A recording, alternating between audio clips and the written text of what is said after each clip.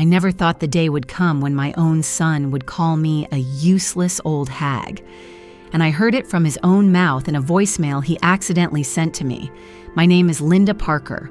I'm 63. I live in a small Ohio town where everybody knows your dog's name and your business, if you let them, and I've been a widow for 3 years. For as long as I can remember, I believed Michael loved me the way a son should, with patience, the occasional phone call, and a ridiculous fondness for my apple pie that stretched back to his childhood. That's why the thing I heard that afternoon hit harder than any cold. It felt like a fist to the ribs. I had just pulled his favorite pie from the oven. The crust was golden. The kitchen smelled like cinnamon and Sunday afternoons, and I was humming the kind of old songs Robert and I used to sing together. My phone buzzed on the counter. I expected a "see you tomorrow" or a message about traffic. Instead, a voicemail played. Michael's voice edged with irritation, talking to Rebecca, his wife, about how they were so tired of pretending and how once I was out of the way, they'd finally take that Paris trip we've been dreaming of. The word useless landed like ice. They laughed. They joked about spending my money. I remember standing there with the pie towel in my hand and feeling the world narrow to the soft blue glow of the phone screen. For a few seconds, I couldn't move. Shock numbed me. Betrayal crawled under my skin. All those tiny things I had brushed off, the offhand questions about my savings, the "we're just worried about." You calls that came at odd times. The glossy brochures about pricey retirement communities snapped into focus. I wasn't just an aging mother. In their private conversations, I was a problem and a resource, a future balance sheet to be divided.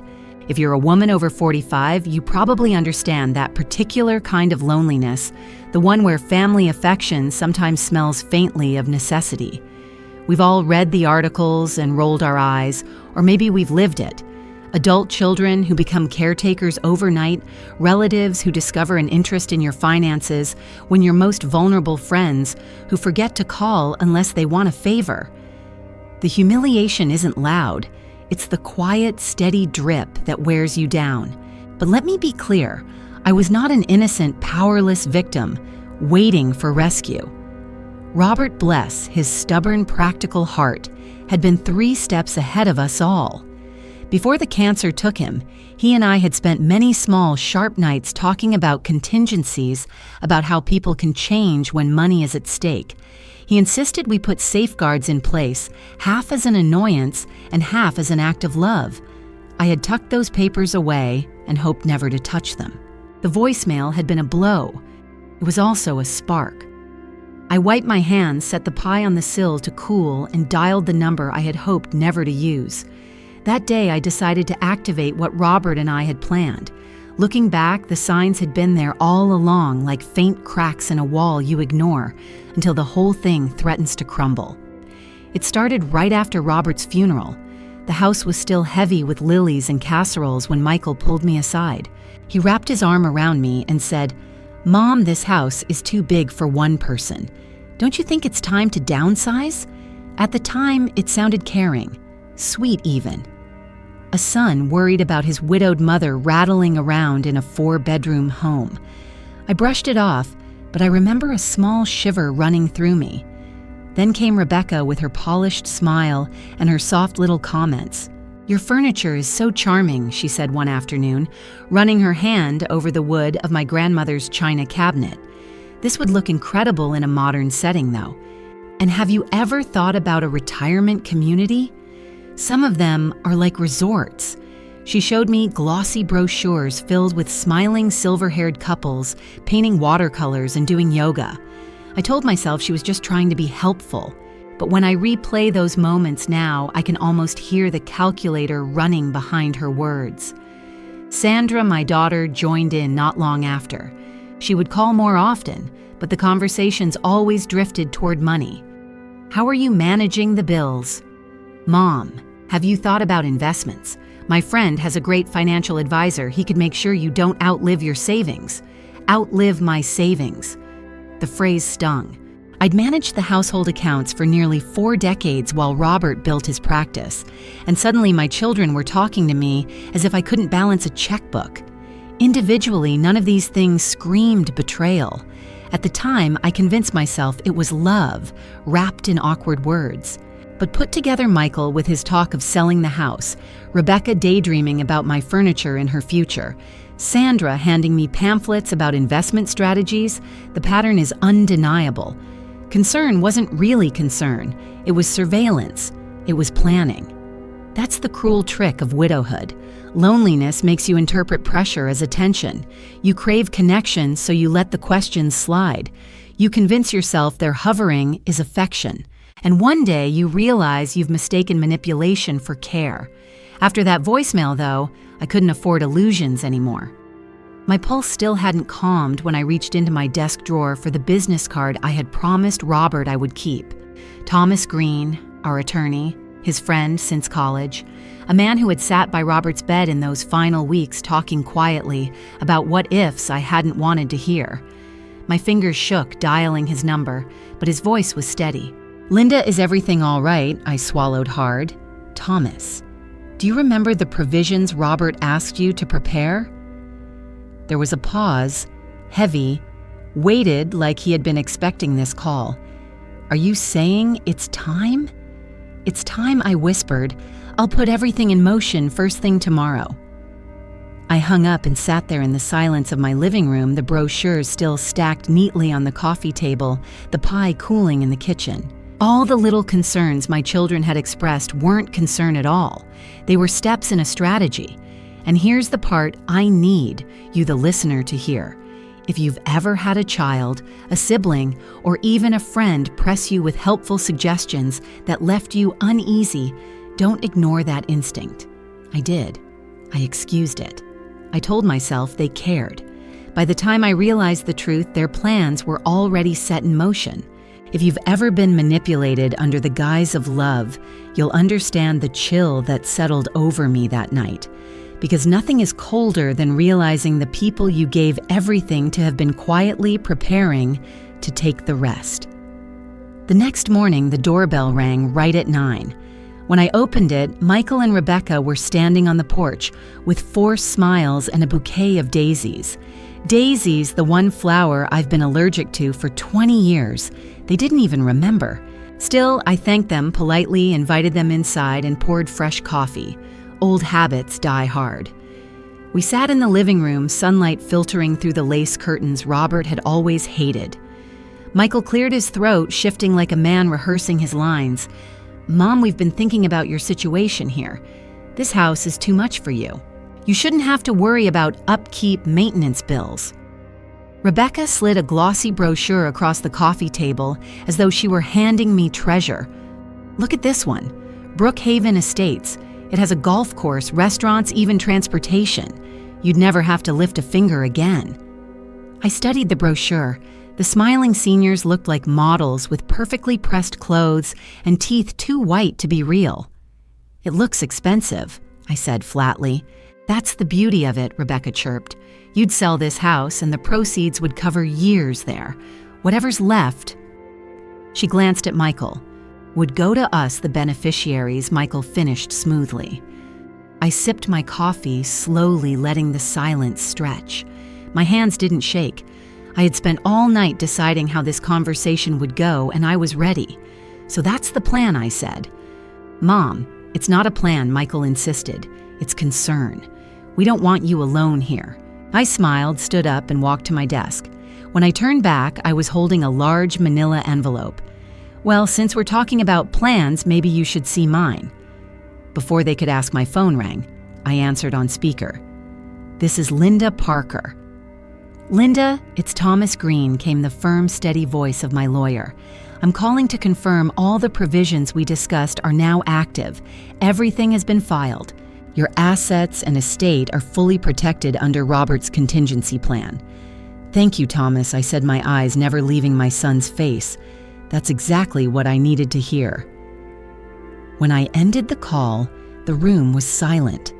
Rebecca's smile had collapsed, her knuckles white as she clutched her purse. Michael's jaw twitched. "Mom, what did you do?" "I protected myself," I answered calmly. "And now I want you both to hear something. I tapped my phone again, and Michael's own voice filled the room. I can't stand this useless old hag anymore. Soon she'll be taking her final nap, and we'll be spending all her money in Paris. The color drained from his face. Rebecca gasped, her eyes darting to him in horror. That's not what I meant, Michael started. It was taken out of context, Rebecca tried. I cut them both off with a raised hand. Stop. You can spin this however you want, but you can't erase the words. You don't love me. You love the money. You love what you think you'll inherit. Rebecca's eyes welled up instantly, but her tears felt practiced, almost theatrical. Michael leaned forward, voice tight. Mom, you're overreacting. You're emotional. You're not thinking clearly. I actually laughed. How many times have women been told that emotional, irrational, when really we are simply paying attention? This isn't me being fragile. This is me being clear-eyed for the first time in years. I leaned closer, voice low and steady. Listen carefully. If either of you tries again to manipulate me, to pressure me, to push me toward anything, I don't want the house, the money, every penny. It all goes to charity. Not a dime to either of you. Michael's shoulders slumped the fight, leaving his body. His face looked suddenly older, worn. He realized the game he thought he controlled was gone. I sat back calm and certain. For once, the power was mine. I thought the worst was behind me after playing Michael's voicemail, but I was wrong. Far wrong. When I met with Thomas Green a few days later, his face was unusually grave. He slid a thick folder across his desk. Linda, there are things Robert asked me to keep sealed unless certain conditions were met. After what happened, I believe those conditions apply. Inside the folder was a document I had never seen. Robert, my cautious, meticulous husband, had created a hidden account worth over $3 million. Money I hadn't even known existed. He had set it aside quietly over the years, invested it wisely, and arranged for me to access it only if I ever felt threatened or manipulated. My hands trembled as I read the balance, but the real shock came next. Thomas opened another file. Robert also hired a private investigator during his illness. He worried about how grief and money might affect your children. The investigator has continued monitoring. The photos and reports inside made my stomach twist. Michael hadn't just been circling like a vulture. He had taken out a life insurance policy on me, $2 million, with a clause that doubled the payout in the event of an accident. Accident. My breath caught in my throat. Suddenly, his words in the voicemail final nap sounded less careless and more calculated. Sandra wasn't innocent either. The investigator had recordings of conversations where she and Michael discussed my declining capacity. They'd suggested that if I could be declared legally incompetent, the court might hand control of my finances to them. They had even contacted an attorney to explore the process. My own daughter, the child who used to crawl into bed with me during thunderstorms, was preparing to strip me of my autonomy. I sat there in Thomas's office, trying to breathe, trying to absorb the betrayal layered on betrayal. It wasn't just greed, it was strategy. Cold, deliberate strategy. And here's the painful truth, this isn't rare. Every year in America, thousands of families end up in court over an elderly parent's assets. Competency hearings, guardianship battles. Children who once ran to their mother's arms now run to lawyers to secure control. It's heartbreaking, but it happens every single day. Thomas watched me closely. Linda, you need to decide how you want to proceed. I closed the folder with a steady hand. We're not going to whisper about this in back offices. If my children want to play games, then they'll hear the truth straight to their faces. That night, I called Thomas again and told him to arrange a meeting. Michael, Rebecca, Sandra, her husband, all of them, at his office. No more secrets, no more pretending. If they were going to see me as nothing more than a ledger line, then it was time to show them just how strong that useless old hag could be. In that conference room, I finally spoke the words I had carried in my chest for months. You chose money over love. From this moment on, I choose myself. Michael's face crumbled. Rebecca reached for tissues and Sandra whispered apologies through her tears. But I didn't soften. I set clear terms. If for the next 5 years none of them mentioned money inheritance or tried to meddle in my choices, I might reconsider our relationship.